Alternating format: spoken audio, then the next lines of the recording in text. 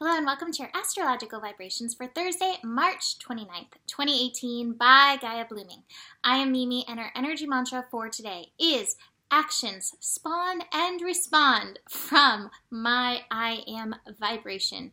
And today is a day of responsibility and we may get in touch with some of our resistance when it comes to responsibility. You know, I remember my teacher Kufu, who I always keep a picture of him right here with me, sitting, supporting me while I work. He asked us one time in our spiritual group, like, what do you think of when it comes to responsibility? And my inner self just went, like total resistance. And it was because my idea of responsibility was what my family had instilled in me, which is you are responsible to live up to what society wants you to live up to. Like you are responsible for all these things that are not true to you. And that's one of the reasons why I love my definition of responsibility, which isn't really mine, but that really works for me. Responsibility. How are you responding in a way that's true to you? You are responsible for how you respond. That is your responsibility. Your responsibility is to be true to your purpose, to be true to yourself. And it's something that we really haven't learned, and we have to kind of unlearn and relearn how to do this. And today's one of those days where we get to work this process. In fact, I wouldn't say today. I really do believe that Saturn in Capricorn in general is helping us shift this process right now. But today, as the Sun in Aries, highlighting our I am, allowing us to take passionate action, that Sun squares Saturn in Capricorn, square resistance, that we can potentially shift that place and really step into this next level. I love the energy mantra for today. Your actions do spawn from your I am vibration. So you are responsible for your actions. Are you in alignment with who you are, or are you following that other path that so often we're urged to take? It's not about beating yourself up. It's not about shame.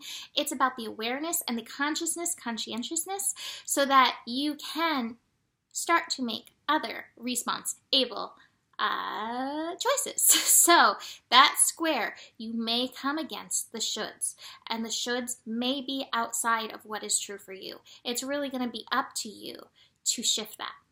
Besides that, we have the moon in Virgo. So moon in Virgo also feels this high responsibility energy.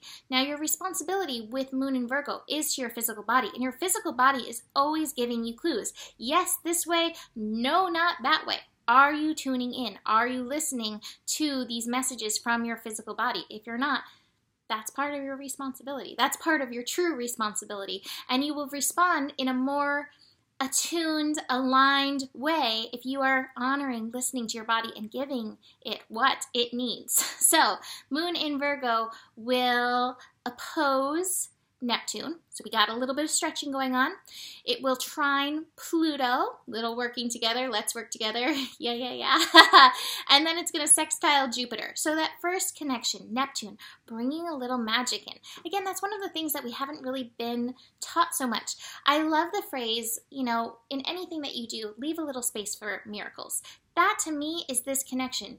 Moon in Virgo is like, checklist, got it all done, but Neptune's like, hey, there's probably some surprises out there and some miracles. Keep space for miracles. Hold space for miracles. That's really good advice for me right now. So there's that. Moon trine Pluto. The change is happening. The change is happening in your daily life as you expand in your consciousness, as you expand in your conscientiousness, as you take that responsibility. You are taking your power back. But again, the physical body is a part of this. Listening to your body's needs. What is your body saying to you right now? Are you hungry? Are you tired? Do you need a few minutes of meditation? Do you need to get outside for a moment? Do you need to go crazy and do a dance? Do you need to talk to yourself because you have anxiety rising? What do you need to do for yourself? Listen to your body. It has the answers for you. Moon sextile Jupiter. Moon sextile Jupiter. The shadows, the shadows. You know, even more so than this, I want to get into something else, but I'll go here first. So many of us carry shadows around our physical body and around what we do in a day. It's never enough. It's not perfect. And Jupiter at this master degree is bringing up these major shadows. So this is, again, a call to listen to your body. Realize that this little pet here is doing the very best that it can. It is not fighting against you. It is working with you. And how can you work with it? That's going to bring you into the light. That's going to help you shift from treading water, struggling with the master lessons, into being the master. But what I really want to get into with that is we're building, going to take a while, but Jupiter in Scorpio and Pluto in Capricorn are building into a sextile. Pluto's at 21, Jupiter's at 22 retrograde. So Pluto is direct right now, moving forward. Jupiter's retrograde, going backwards, moving towards each other, moving into this sextile energy. They're really interacting with each other now. It's going to take all the way till April 14th for them to actually get together. But the energies are surfacing. And one of the things I've been telling all my clients, and this really brings this home, there's a lot of root chakra stuff going on right now. Both these energies are working to help shift us majorly right now. Both of these energies are shifting our structure, they're shifting our root chakra, they're bringing up fears, they're asking us to empower ourselves, and as they build this into their sextile energy, this is going to continue building. Sextile energy is helpful. This is meant to be very supportive to you.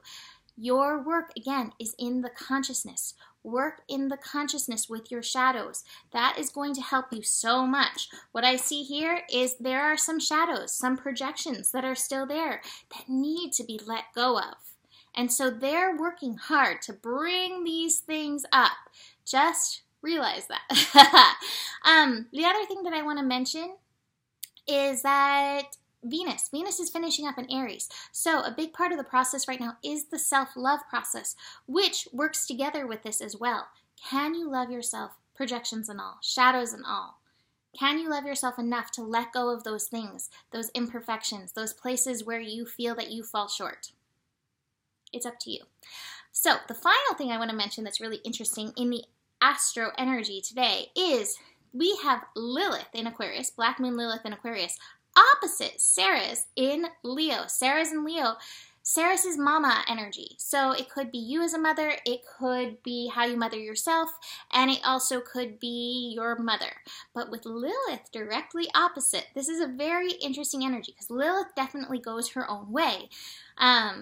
So your inner child may feel a little rebellion. There may be a little pull going on, conscious or unconscious, with mother energy today. Be the Lilith. Go your own way, but also be the Lilith in the way that Lilith does not have to throw a fight. Lilith just does things because they are according to her soul. Lilith in Aquarius especially just does things according to her soul. Send the love to mama. Yourself as the mama. You as the mama to your children. Send your love to them if you're feeling that Lilith energy from them. Or, to your mama. But what steps do you need to take right now? I feel like this is part of the wild yin liberation energy. Last thing I'm going to say, I feel like we all live kind of dynasty-wise. I was going to say dynastary-wise, but that sounds too much like dysentery, which kind of is. Where we do not step into our power until a parent leaves, and even then we're very reluctant to step into our power. This, to me, is a call from the wild yin to step into your next level of power by honoring your soul code, by not going with the responsibilities put on you, but by going by your authentic responsibility. So that's what I believe Lilith is leading us to, but there may be some mama cords that need to be worked through in and through this. Whatever the case, we are completing some energies. Have the courage to let go, have the courage to release the projections. These could be familial projections. It does take courage to leave these behind and celebrate. Celebrate this work that is occurring. From Wild Kuan Yin, I love this card. Her joy renders the impossible task possible. Pleasure is the key to successfully taking the next leap of faith of your life, which is perfect because Venus is preparing to move into Taurus. So our pleasure centers are about to go woo woo. Okay. Pleasure is the key to successfully taking the next leap of faith on your life path. You are guided to allow joy to be your safety net, your attitude, the feeling by which you are guided, and the basis for your decisions. Bliss, happiness, joy. These are high frequency, high states of being that cannot be contrived, and yet, despite what mainstream culture tends to think, are not dependent on our life circumstances. That is a great and powerful teaching, and perhaps one of the most radically freeing teachings the Divine Mother, there she is, can bestow upon us. To learn to feel joy in our hearts without having to have a particular reason for it is the beginning of access to great spiritual power. To be able to tap into the frequency of joy, of simple delight in being alive, and utter appreciation, reverence, and gratitude for the humor, diversity, and beauty, even the confounding, inexplicable mystery of creation, is remarkable. It is the way to cultivate divine power, the sort of power that allows you to fall completely in trust and land with perfect precision in the best set of circumstances possible for you to fulfill your divine destiny. In a reading, you are meant to be moving into a happier time in your life. Yay! Getting out of the habit of dark thoughts and negative self-talk will help you tremendously. Let go of those projections. Pay attention to what you choose to believe and give yourself the gift of feeling more optimistic. This will allow your transition into a higher frequency, happier life. Remember to balance all your hard work with some time out. You will be more productive if you remember to temper your passion with playfulness.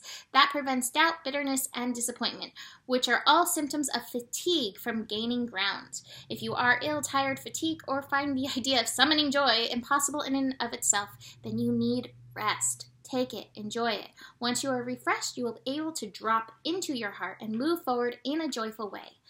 Follow your bliss. Do what you love and learn to hold love for your process, even if it is a dark or challenging time. You are promised an outcome that will bring you so much joy that even the darkest times that led you there will be looked back upon with gratitude and reverence. Something is going to transpire that will become your spiritual gift, something you want very much but perhaps have not believed is possible. This will be a double gift, the gift itself and the joyful trust in life it encourages within your heart. Yay, wild Kuan Yin. So that is it for today. The better gets, the better gets. There is enough love in the world for you. Book a reading at GaiaBlooming.com, and I will see you tomorrow. Namaste.